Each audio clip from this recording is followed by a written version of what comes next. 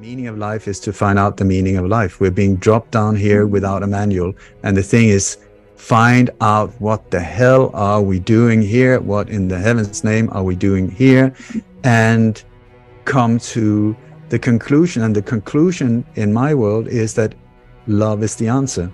The way forward is to take whatever info, deal with it here, and then live in a way where you show that I can handle this truth. I mean, I know more than anyone I know about horrible stuff.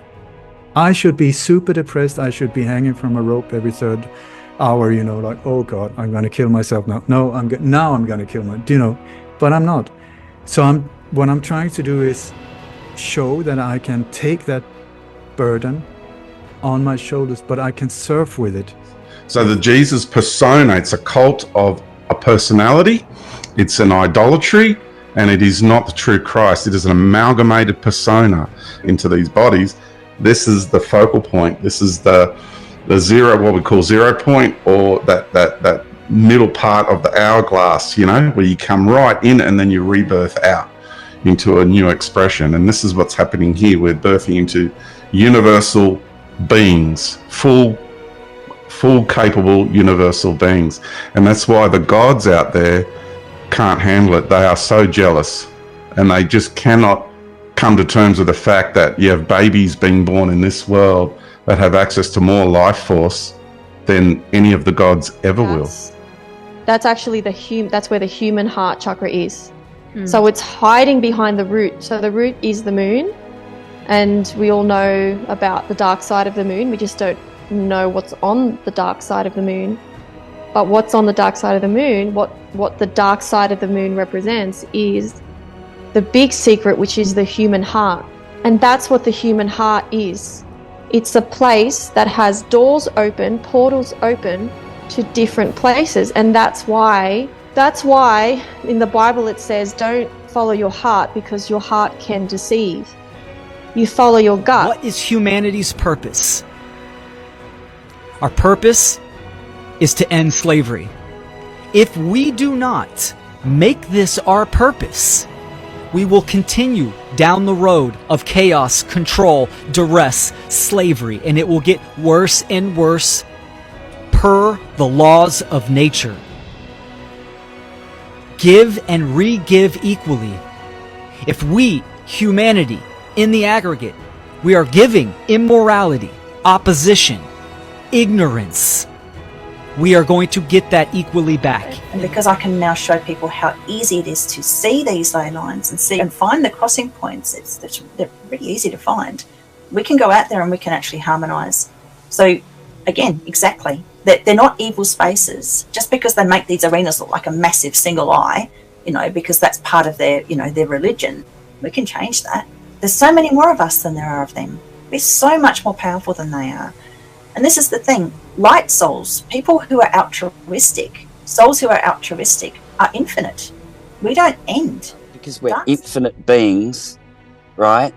We're the culmination of all that we've been, seen and done, and here you are.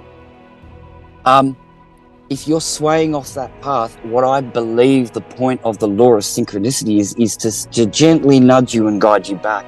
We cycle through the numbers 1 to 9 every day, month, year, and then at a lifetime level, okay? And at a lifetime level, this is what our ruling number represents. So it tells us a few different things about you.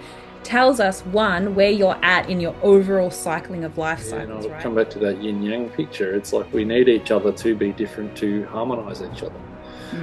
And we should accept that we do have fundamental differences and that they're beautiful. That's why we're attracted to one another. You know? The knowledge of what you're meant to do, you know, and you read that in the plants and the animals, in the behaviors of insects and so forth. And a lot of people tend to forget about the insects. Insects are very, very important to understanding the natural world, because it's the insects they are the smallest. So therefore, what's going on at that very, very small, minute level has a big effect up, you know, going up from them. So when you start noticing things what insects are doing, it also helps you understand what's going on with all the bigger things, you know. Those come from the law of nature, because it deals with only natural things. In other words, what you would call part of quote-unquote creation, right? These are all colloquialisms. Everything in the Bible is actually a metaphor, an allegory, and if you're not reading it that way, you will not get the message of the Bible, and you will not understand how it applies to everything that we do on a regular basis, in both in life and in law. And then going, okay, what's the core message? How does all these things interrelate? And I've found that with the last two ones, that's like I was saying to Mads, like I just don't. I'm so open to knowing that I just don't know much anymore. The first step is you're analysing the data. You're analysing the information. So you're more doing it from like a observational space. You're taking in different perspectives, you're reading things, you're listening to things, and you're in that first stage. And then the next stage is synthesizing, where you're filling in the gaps and moving together with a certain understanding or topic or whatever. That is the way to learn, rather than, through conversation, listening to people's stories, their research, their experience, their wisdom, and then asking questions and then bringing in other people, even talking about like the negative and positive sides of different things as well. Being able to take in both of those and hold them and discuss them. I think we attract absolute legends.